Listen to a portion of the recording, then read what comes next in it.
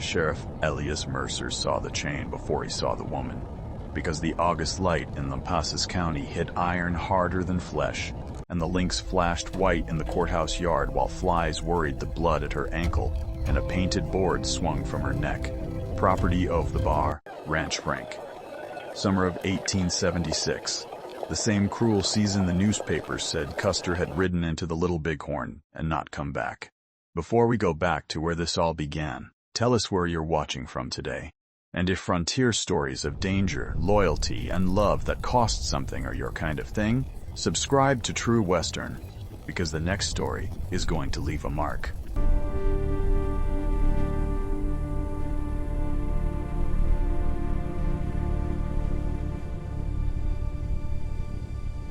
The woman was chained to the rear wheel of a freight wagon under the full eye of town, her dress smoke-stained, one sleeve torn away, her dark hair matted with dust and sweat as if somebody had tried to drag her through a fire and daylight at the same time.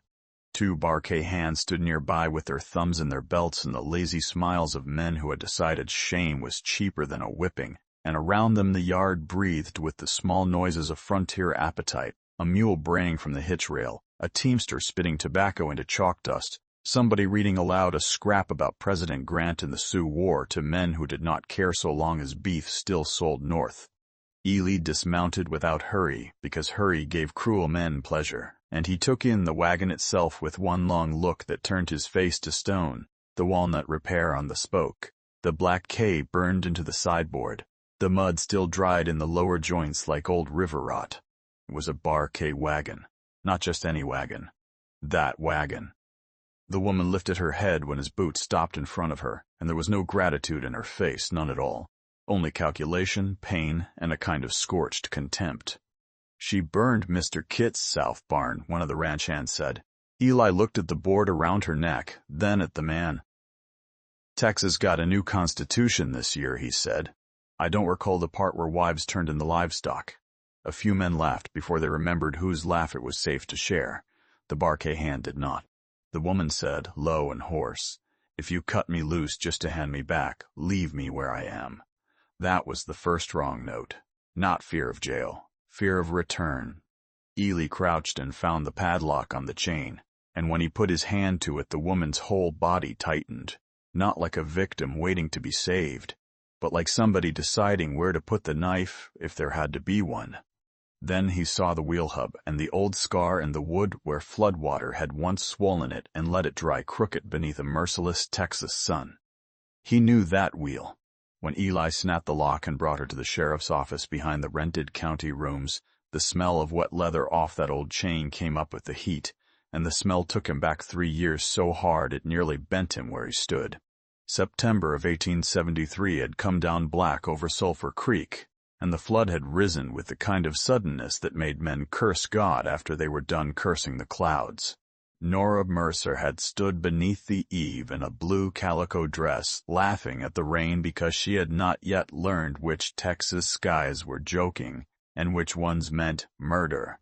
Gideon Kitt himself had sent the wagon, all politeness and urgency, saying the Barkay team was the only sure thing through the mud and that the county clerk needed the packet she carried before the records got any damper than they already were. The courthouse had burned on Christmas Eve 2 years before. The flood had already swallowed more county paper than any decent county could spare, and Eli had let the matter of records stand bigger in his mind than the matter of weather. He had kissed Nora's forehead with rain on his hat brim and told her he would follow after he settled a drunk in the lockup. He never did. By the time he reached the crossing, the water had the color of old coffee and the strength of judgment. They found part of the wagon 2 miles down and Nora's carpetbag snagged in willow roots, and inside it was one letter the water had not quite taken, warped and blurred and still carrying her hand across the paper like a ghost that would not lie down. And the present, the lantern hissed. The woman sat on the edge of a narrow cot while Eli washed the blood from the iron bite above her boot. She did not flinch when it stung. That was almost worse. You have a name? He asked. I have several. He glanced up. She had a burn mark on the inside of her wrist, old and pale and ugly as a brand. Somebody had regretted doing too late. That barn, he said. Did you burn it? Yes, no excuse. She met his eyes then, and her voice changed. Less tired, more dangerous. I had one. You won't like it. He wrapped the bandage. His hand brushed her calf. She went still in a way that had nothing to do with modesty and everything to do with readiness. He felt the heat of her skin through the lantern chill and straightened too fast. On the shelf above the desk lay Nora's letter, folded and unfolded so many times the crease had gone soft as cloth. The woman looked at it once, and all the color left her face. "Where did you get that?" she asked. By dawn the next day, Gideon Kitt did not come himself. Men like him knew the power of staying seated while others did the asking. He sent Tom Bludso from the barquet instead, a long-jawed foreman with dust in every seam of his face and the look of a man who had been decent once and found it expensive. Tom carried a paper folded careful, as if neatness could clean it. "Mr. Kitt requests the return of his wife," he said from the office doorway. "Also his wagon chain, if the county is through borrowing ranch property." Eli sat behind the scarred desk, Nora's letter beneath his palm, and let the silence harden first. Outside, Lampasas moved through another hot morning near Sulphur Creek. Wagons groaning, stock lowing, the whole town living in rented corners because the old records had burned in '71, and half the replacements had washed off in the flood of '73. "Requests," Eli said. "That a legal word now?" Tom opened the paper and read from it, or pretended to. Husband's authority. Domestic correction. Return of lawful spouse. Return of stolen effects. The woman in the back room heard every word. Ellie knew because the boards in old offices carried sound like gossip. "Where's the marriage filing?" Eli asked. Tom blinked. "In the county book." "What county book?" Eli asked. "The one that burned? Or the one that floated to Belton?" That landed. Tom's jaw worked once. Reverend Wren performed it. Then Reverend Wren can say so before a judge. Eli leaned back. Till then, she's held under county protection after unlawful restraint in the yard of Lampasas, which, unless Austin has changed more than I heard, is still a crime even when a rich man does it politely. Tom gave him a flat look. "You always this fond of lost causes?" "No," Eli said. "Just found ones." From the back room came the faintest sound, not quite a laugh, more like somebody surprised by one. Tom set both hands on the desk.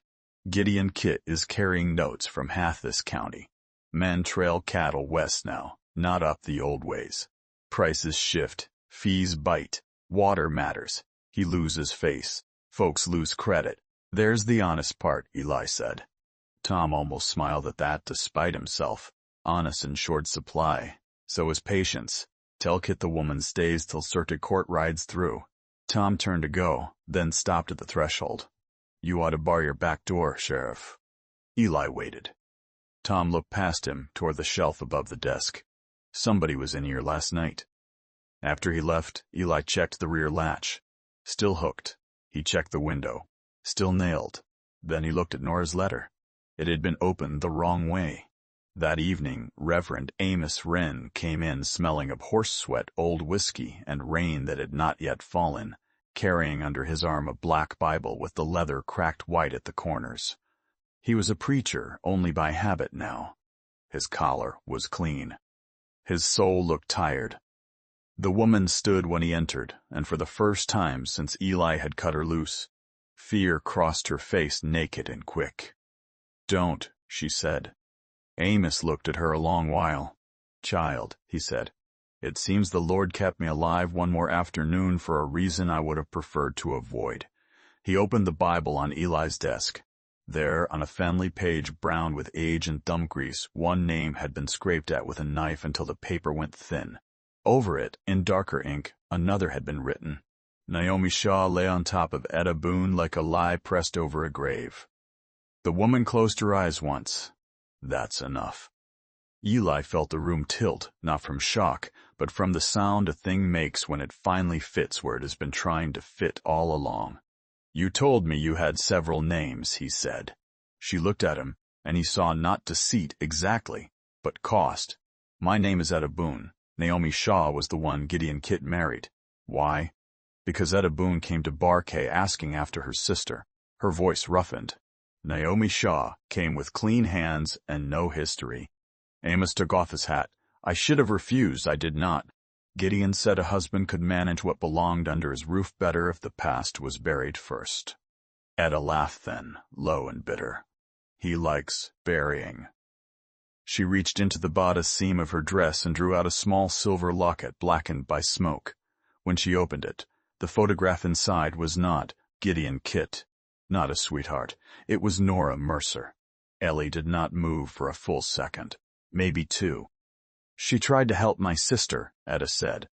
That's why I knew the letter when I saw it. That's why I knew your name before you told me. The room went very still. Outside, a wagon rolled over loose stone. Far off, thunder muttered in dry country where thunder did not always mean rain and often meant worse. Eli took the locket from her hand. Nora's face, faded and small, looked back at him from another life. What sister? He asked. Etta swallowed. Lila Boone. And where is she now? That was when Amos Wren flinched, which told Eli more than the answer would have. Then somebody fired a shot through the office window, and the lantern glass burst. They moved before first light to a line shack south of Hancock Springs, where the creek beds ran sandy in the upper reaches and live oaks held their shade close, as if even the trees mistrusted men. Amos knew the place from sober years. Ellie knew it from hiding out there once with Nora during a hard winter when the world had seemed meaner than it later proved willing to become. Etta took her coffee with a pinch of salt and no sugar. Ailey noticed on the second morning and said nothing. But on the third, the cup was already fixed that way when he handed it to her. She looked at him over the rim. You paying this much attention because you're kind? No, he said. Because you complain more when it's wrong. That earned him a real smile, brief as a match flare, and nearly as dangerous. She patched the elbow of his coat without being asked. He pretended not to see until she handed it back, and then he stood holding the cloth longer than necessary because her stitches were small, exact, and stubborn-looking. Like her. At dusk, a boy named Caleb Dunn began bringing them flour and news from town because boys knew how to go unnoticed where grown people became suspicious merely by breathing. He was 11, all knees and eyes, and he spoke as if the truth were a fence he did not always see the use of. On the fifth day, he set down a sack of meal, looked from Eli to Etta, and said, You two argue like folks already married. Neither of them answered. Caleb grinned with all the ruthless innocence of the young. That's how I know I'm right. Even Amos laughed at that, and the sound of it made the next silence feel softer than either Eli or Etta knew what to do with. That night, a cool wind came down off the prairie carrying juniper, damp soil, and the faraway smell of cattle. Eli found Etta outside the shack watching the moon lay itself in broken pieces across the water. You should sleep, he said. You first. They stood close enough that the sleeve of his coat brushed her wrist where the old burn scar lived pale under the skin. She did not step away. Neither did he. He could smell wood smoke in her hair. She could hear the small hitch in his breath. He had not meant to give her. Then Caleb came crashing through the brush with terror in him. He held out a broadside damp from his fist. Wanted. Etta Boone. Elias Mercer for an arson, the theft, and the probable murder of Gideon. When Eli turned the paper over, there was mud on the back and the print of a boot heel fresh over the damp. They had been watched all day. Eli did not speak until Caleb had been sent off under Amos's eye, and the shack had shrunk around him and Etta to the size of truth. What unborn child? He asked. Etta stared at the wanted sheet, as if she would rather set it on fire with her eyes than touch it again. A lie with enough Bible in it to travel. That so? She looked up sharp. Don't do that. Do what? Speak soft when you mean hard. He took the paper from her hand and waited. She sat on the cot, elbows on knees, and for the first time since he had seen her in chains, she looked tired in a way that went deeper than the body. Lila Boone was my younger sister. She hired on at Barkay in the spring of '73 when work was scarce after the panic and every ranch in Texas was squeezing $1 till it screamed. She wrote me twice. In the second letter she said Mr. Kitt kept ledgers on more than cattle. He kept widow's notes, marriage promises, signatures from women who could own property and name and lose it in management. She looked toward Nora's letter on the table. Then the letter stopped. Eli felt thunder inside his chest and kept his face still. I came asking after her. Nobody in Lampasas would meet my eye. Amos told me Nora Mercer had gone out on a barquet wagon the week the flood took half the county papers. Etta's voice tightened. I found Lila's comb in Gideon's south barn a year later. Then I found more, trunks of deeds, letters from women who'd signed themselves into rooms they couldn't leave, a cradle. Eli went cold. There was no child, she said. Not mine. Lila's boy lived 3 days. Gideon wrote the birth into his debt ledger same as a calf crop and buried the little body out past the mesquite line because dead things make no claims. Nora found out. She meant to take proof to town. She meant to take my sister too.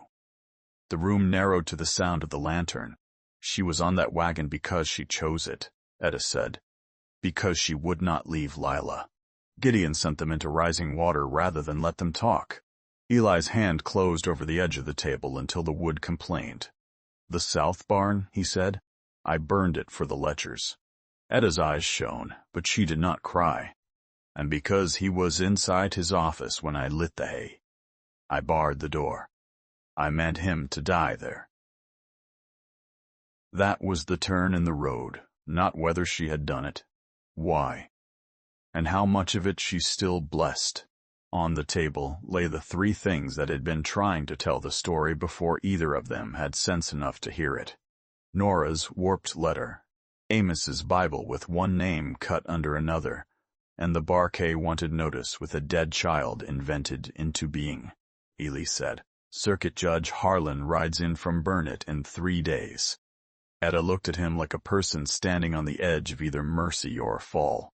Then we have 3 days. Gideon Kitt stopped pretending after that. Credit dried up first. Tilly Dunn at the boarding house would not sell Amos flour. The feed merchant in Lampasas told Eli he was sorry, then looked past him while he said it, which was the frontier's polite way of admitting fear. Men who had once tipped hats to the sheriff now found their hat brims needed studying. The barquet held too many notes. Water rights near Sulphur Creek mattered too much. A man could dislike Gideon Kitt and still love the idea of making winter. On the second night, Eli came back from town and found the line shack burning. The flames were already through the roof, cedar sparking black into the dusk, and in front of the door lay Buck. The old yellow hound Nora had raised from a pup, shot once clean through and already still in the grass. For a moment Eli could not move. Not for the shack. Not even for the coat and cartridges inside. For Buck. For the letter. He went in anyway. Etta caught him by the arm so hard her nails broke skin. You cannot save paper from that. He looked at her as if he had forgotten what another human being was. It's hers. And you are here, Etta said. And there was anger in it because grief made tenderness look too much like surrender. Do not hand him 2 dead people in one night. The roof sighed. A beam cracked. The letter blackened on the table before the flames took it whole. That was the grief of it. Not grand, not noble. A dog in the dirt and a woman's handwriting turning to cinder where a man could see it and not reach it. Later, under a scrub oak with smoke in their hair and Buck wrapped in a saddle blanket beside them, they broke open at last. You brought this to my door, Eli said, low and savage. Etta stood there with soot on her cheek, like war paint. Your door was built on it before I ever knocked. You should have come to law. She laughed in his face. Law? A husband manages a wife. A rich man manages a county. Burned records manage the rest. He took a step toward her. She took one back. I could have protected you. No, she said. You could have delayed him. That landed because it was close enough to true to wound. For one terrible second Eli thought she would leave. He almost let her, which frightened him more than the thought of Gideon finding her on the road. Then a rider came out of the dark and stopped just beyond the fire glow. Tom Bledsoe, He did not dismount. "Gideon's riding into Lampasas at sunup," Tom said. "Says he'll collect what's his in front of the judge, the town, and God." He turned his horse. Eli called after him, "And you?" Tom did not look back. "I'm getting tired of the man I work for." When he was gone, the dark seemed to lean closer. Etta said, "By dawn, somebody hangs." The storm came in low and green the next afternoon, rolling over Lampasas County with that mean September color Eli had learned too late to respect. Judge Harlan rode in under it with 2 deputies from Burnett, mud to the hocks on their horses and court papers tied in oilcloth against rain. Eli met them not at the rented county rooms, but on the road east of town, because Etta had made the plan, and he had finally learned the difference between pride and stupidity. "She'll go to him," Eli told the judge, publicly. Judge Harlan, a long, thin man with dust in the seams of his law, said, "That's madness." Etta pulled her hat brim lower and answered for herself, "No, sir. Madness was marrying him." They took position near Sulphur Crossing, where the road narrowed between Creek Bank and Live Oak, the same country where floodwater had once torn a Barkay wagon into memory. Amos carried the Bible under his coat. Tom Bledsoe waited unseen with the wagon itself, the old one repaired and still crooked in the hub. Gideon Kitt came with 4 riders and a face calm enough to pass for righteousness at a distance. He was a spare man, well dressed for the range, one hand gloved against an old war injury that made 2 fingers curl wrong. He saw Etta standing in the road and smiled as if at a disobedient mare finally winded. Then he saw the judge. Rain began. "Mr. Kitt," Judge Harlan called, "you'll stand for charges of unlawful restraint, fraud, and homicide if the witnesses hold." Gideon laughed once, and there was real fear under it now. Witnesses? In this county? With half the records burned, and the other half washed to Mexico. Tom Bledsoe drove the Barkay wagon out from the trees. Even Gideon changed then. Etta walked to the rear wheel, dropped to one knee in the mud, and with a hairpin and knife worked at the split walnut repair Eli had recognized in the courthouse yard. The hubcap came free. From inside the hollow she drew a packet wrapped in oilskin. "The ledgers," she said. That was the intelligence only she had kept. She had found the hiding place the night she burned the barn and saved the proof inside the one thing Gideon thought nobody would ever dare look at again. Gideon moved first, not toward the judge, toward her. His horse surged. Eli's shot cracked across the road and took the animal in the shoulder, throwing horse and rider sideways into the rain-mad ditch while the creek behind them rose louder and louder over stone. The other Barkay men went for guns. Burnett deputies answered. Tom Bledsoe did not shoot at all. He turned his rifle on the 2 riders nearest Gideon and said, with plain exhaustion, "No more." Lightning split the sky so white it showed every face honest for one instant. Etta held the oilskin packet against her chest and backed beneath the wagon. Gideon, half crawling in mud, looked up at her from the earth. "You think I wanted any of it?" he said. Rain ran down his beard and into his mouth. "You know what drought, quarantine, and bankers do to a herd?